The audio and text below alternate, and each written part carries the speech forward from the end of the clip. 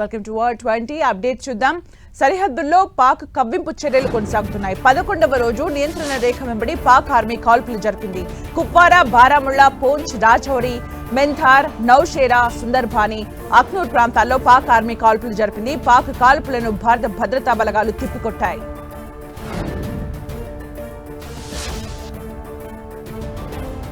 జమ్మూ కాశ్మీర్లో ఉగ్ర కుట్రను భద్రతా బలగాలు భగ్నం చేశాయి. పూంచ్ అడవుల్లో 5 ఐఈడీలను స్వాధీనం చేసుకున్నారు. వాటిని నిర్వీర్యం చేసే భద్రతా బలగాలు ప్రస్తుతం పూంచ్ సెక్టార్లో భద్రతా బలగాలు సెర్చ్ ఆపరేషన్ కొనసాగిస్తున్నాయి. భారత్ లో దిగుమతులు విక్రయించేందుకు పాక్ కుటిల యత్నం చేస్తోంది. మరో దేశం మీదుగా వాటిని భారత్ లోకి పంపించేందుకు పాకిస్తాన్ అడ్డదారులు వెతుకుతోంది. యుఏఈ, సింగపూర్, ఇండోనేషియా, శ్రీలంక నుంచి తమ దిగుమతులను భారత్ లోకి పంపించాలని వ్యూహం రచిస్తోంది. పాక్ ప్రయత్నాలను అడ్డుకునేందుకు భారత కస్టమ్స్ అధికారులు సిద్ధమయ్యారు.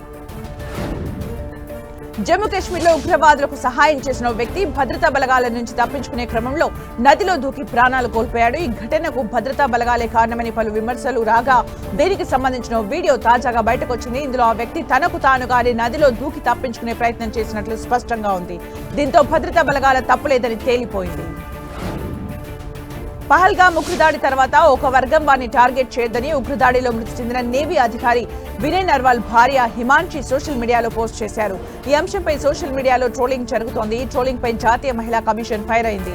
ఆమె సైద్ధాంతిక వ్యక్తీకరణను తప్పుపడుతూ ట్రోల్ చేయడం సరికాదని జాతీయ మహిళా కమిషన్ పేర్కొంది. పహల్గామ్ ఉగ్రదాడికి కారణమైన ఉగ్రవాదులు పాకిస్తాన్ లో ఉన్నత సైనిక శిక్షణను పొందారని నిఘా వర్గాలు తెలిపాయి. Pakistan special force service group నుంచి శిక్షణ తీసుకున్నట్లు గుర్తించాయి. ఇప్పటికే జైల్లో ఉన్న కొందరు ఉగ్రవాదులను విచారించగా ఈ విషయం బయటపడింది.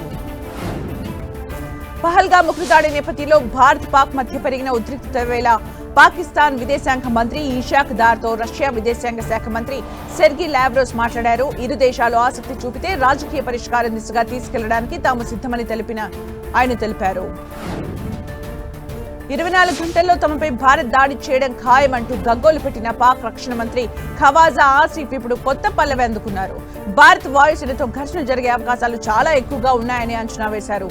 ఇప్పటికే తమ గగనతలంలోకి వచ్చేందుకు ప్రయత్నించిన రఫేల్ యుద్ధ విమానాలను అడ్డుకున్నట్లు ఆయన చెప్పుకొచ్చారు. భారత్ దెబ్బకు పాకిస్తాన్ వణికిపోతోంది. భారత్ పాక్ మధ్య నెలకొన్న ఉద్రిక్తతల క్రమంలో పాక్ లో అఖిలపక్ష సమావేశం జరిగింది. పహల్గామ్ ఉగ్రదాడి అనంతరం భారత్ తో నెలకొన్న పరిస్థితులపై సమావేశంలో చర్చ జరిగింది. భారత్ దాడి చేసే తమ సన్నద్ధత ఏ స్థాయిలో ఉందో రాజకీయ పార్టీలకు వివరించిన పాక్ ఆర్మీ అధికార ప్రతినిధులు ఈ సమావేశానికి ప్రధాన ప్రతిపక్షం పీటీఐ హాజరు కాలేదు. భారత్ పాకిస్తాన్ మధ్య ఉద్రిక్తతలు తీవ్ర స్థాయికి చేరిన నేపథ్యంలో పంజాబ్ లోని ఫిరోజ్పూర్ కంటోన్మెంట్ ప్రాంతంలో అధికారులు అప్రమత్తమయ్యారు. యుద్ధ మేఘాలు కమ్ముకున్న ప్రస్తుత పరిస్థితుల్లో అత్యవసర సమయాల్లో చేపట్టాల్సిన చర్యలపై సన్నద్ధతను పరీక్షించేందుకు అరగంట పాటు బ్లాక్అవుట్ నిర్వహించారు. పహల్గామ్ దాడి తర్వాత భారత్ పాకిస్తాన్ల మధ్య ఉద్రిక్తతలు మరింత ముదురుతున్నాయి. ఏ క్షణంలో ఏం జరిగిద్దో అనే టెన్షన్ వాతావరణం కనిపిస్తోంది. ఎప్పటికప్పుడు భారత్ పాక్ ను ఉక్కిరిబిక్కిరి చేస్తున్నప్పటికీ పాక్ మాత్రం తన కుటీల బుద్ధి చూపిస్తూనే ఉంది. తాజాగా జమ్మూ కాశ్మీర్లోని జైళ్లపై ఉగ్రదాడి చేసే అవకాశం ఉందని ఇంటెలిజెన్స్ వర్గాలకు సమాచారం అందింది. భారత్ తో యుద్ధం మొదలైతే పాకిస్తాన్ దగ్గర ఫిరంగి గుండ్లు కేవలం 4 రోజుల్లో ఖాళీ అయిపోతాయని యోగా గురువు బాబా రామ్దేవ్ అన్నారు. భారతదేశంతో యుద్ధంలో పాక్ 4 రోజులు కూడా నిలబడలేదని అన్నారు. పాకిస్తాన్ కు భారత్ తో పోరాడే శక్తి లేదని చెప్పారు. భారత్ పాకిస్తాన్ మధ్య నెలకొన్న ఉద్రిక్త పరిస్థితులు భారత్ లో నివసిస్తున్న పాకిస్తాన్ వలసదారులపై భారత్ కూడా జులిపిస్తోంది. పశ్చిమ బెంగాల్లో గత 45 ఏళ్లుగా నివసిస్తున్న 60 ఏళ్ల పాకిస్తానీ మహిళను హుగ్లీ పోలీసులు తాజాగా అరెస్ట్ చేశారు. ఫాతిమా బీబీ 1980 నుంచి వీసా గడువు ముగిసిన భారత్ లో నివసిస్తున్నారు.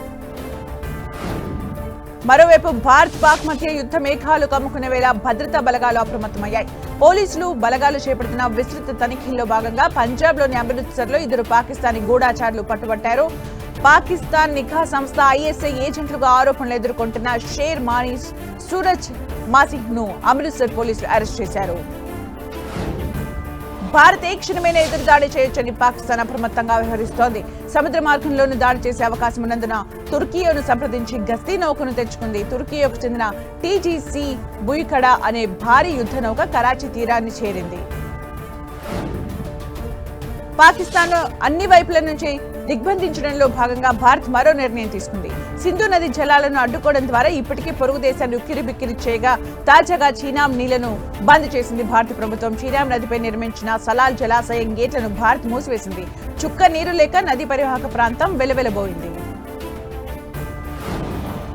భారత్ పాక్ ఉద్రిక్తతల నేపథ్యంలో మోదీ వరుస సమీక్షలు నిర్వహిస్తున్నారు. దీంతో పాక్ వెన్నులో వణుకు మొదలైంది. ఈ క్రమంలో పాక్ కు చెందిన పలువురు మంత్రులు చేసేదేమీ లేక భారత్ పై నోరు పారేసుకుంటున్నారు.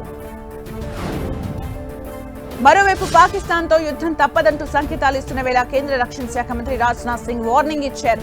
ప్రధాని మోదీ నాయకత్వంలో మీరు ఏం కోరుకుంటున్నారో అది జరిగి తీరుతుందన్నారు. దేశంపై దాడి చేసిన వారికి తగిన బుద్ధి చెబుతామని తెలిపారు. పహల్గామ్ ఉగ్రదాడి దర్యాప్తుకు అడుగడుగున ఆటంకాలు ఎదురవుతున్నట్లు తెలుస్తోంది. మరీ ముఖ్యంగా తప్పుడు ప్రచారాలు అధికారుల్ని ముప్పుతిప్పలు పెడుతున్నాయి. ఆన్లైన్ ఆఫ్లైన్ లో జరుగుతున్న తప్పుడు ప్రచారాలు ఉగ్రదాడి దర్యాప్తుకు ఆటంకాలు సృష్టిస్తున్నాయి. పహల్గామ్ ఉగ్రదాడి తర్వాత తప్పుడు ప్రచారాన్ని వ్యాప్తి చేస్తున్నారనే ఆరోపణలతో ప్రధానమంత్రి షెహబాజ్ షరీఫ్ అధికారిక ఎక్స్ ఖాతాతో పాటు పాక్ మాజీ ప్రధాని ఇమ్రాన్ ఖాన్, ఆ విదేశాంగ శాఖ మంత్రి ఎక్స్ ఖాతాలను భారత్ నిలిపివేసింది.